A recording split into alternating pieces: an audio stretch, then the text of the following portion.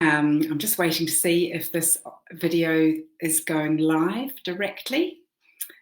I think my...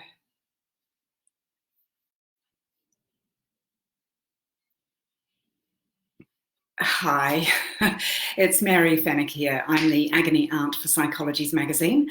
I just had a little glitch with my Wi-Fi there. Jumping on to do a Facebook Live, which is basically on the subject of resilience again. It's all we're talking about at the moment, but I've been doing a bit of reflecting about what can I say that might add to what you've already heard about resilience and self-care and looking after yourself. Because here in the UK, we're in something like the 6th week of lockdown. The amazing, amazing thing is that all over the world, people are going through something similar.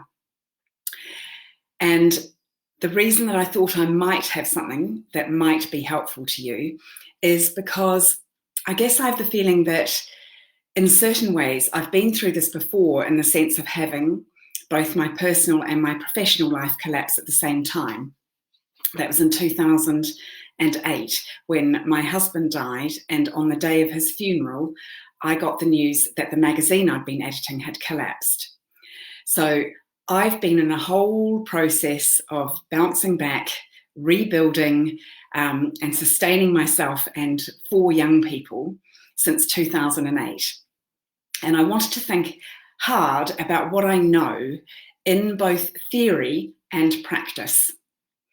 And some of the theory comes from another part of my work, which is coaching women in leadership roles, or coaching leaders and teams at work in general. But particularly, I'm interested in coaching women. And so I get access to a lot of kind of academic research about resilience.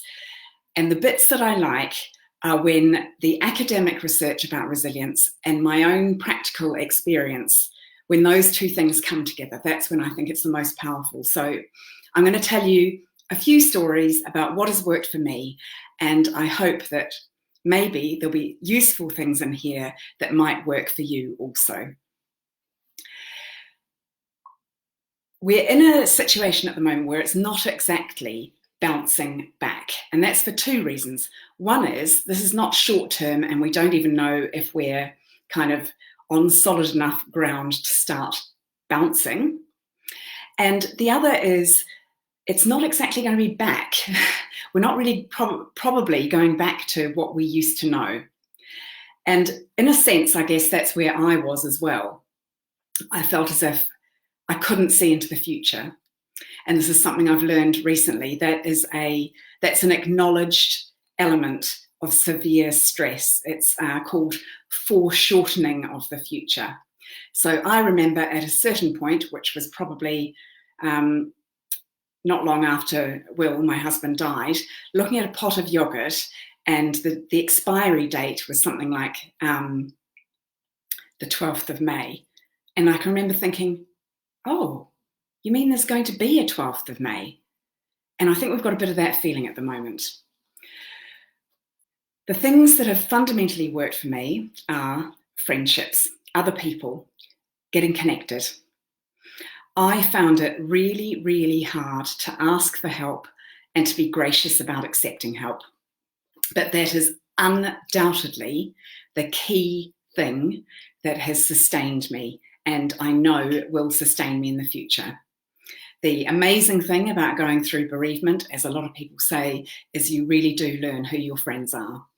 And I'm so grateful for my friends, for the depth of those relationships, and the people who've been beside me, in some cases almost literally walking step by step with me.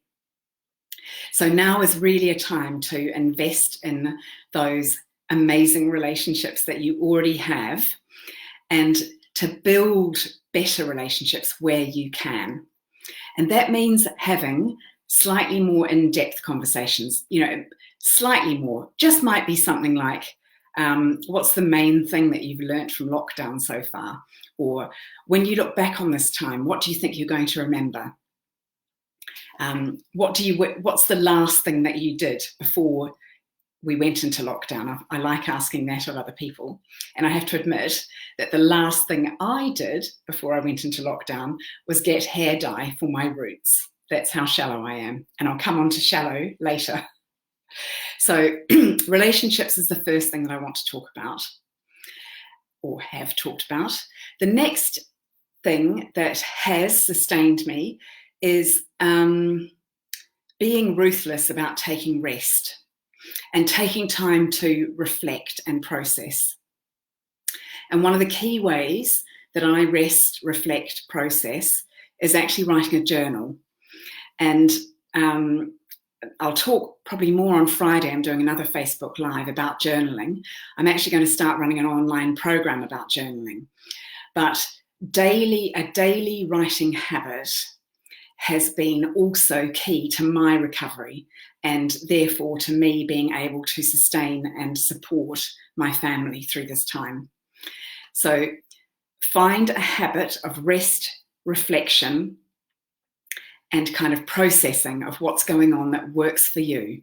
Don't spend too long on it. It's like a 15-minute writing what's in your head type of thing. And the reason I say don't spend too long is because just at the moment, we don't need too much kind of unstructured introspection, because the inside of all of our heads is a messy place, and we don't want to spend too long in there completely on our own. So 2 things that can help.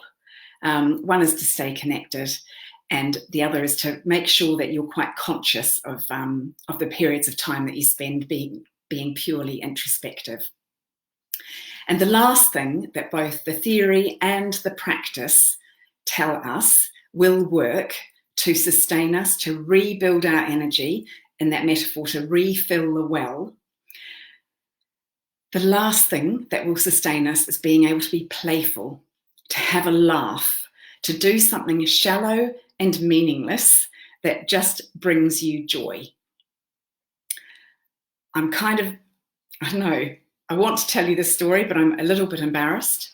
The most shallow thing I did when I knew that my husband was dying was I went and got my eyelashes permed and tinted. And that involved having tiny little rollers glued onto my eyelashes. It's a bit of a theme for me. I get eyelash extensions if I want a little boost. It's shallow. I regard it as play. But if I could paint my nails, I'd paint my nails. Unfortunately, I'm allergic to nail varnish, so I don't paint my nails. I can use gel, but I can't use ordinary nail varnish. If I could, I would be at the moment.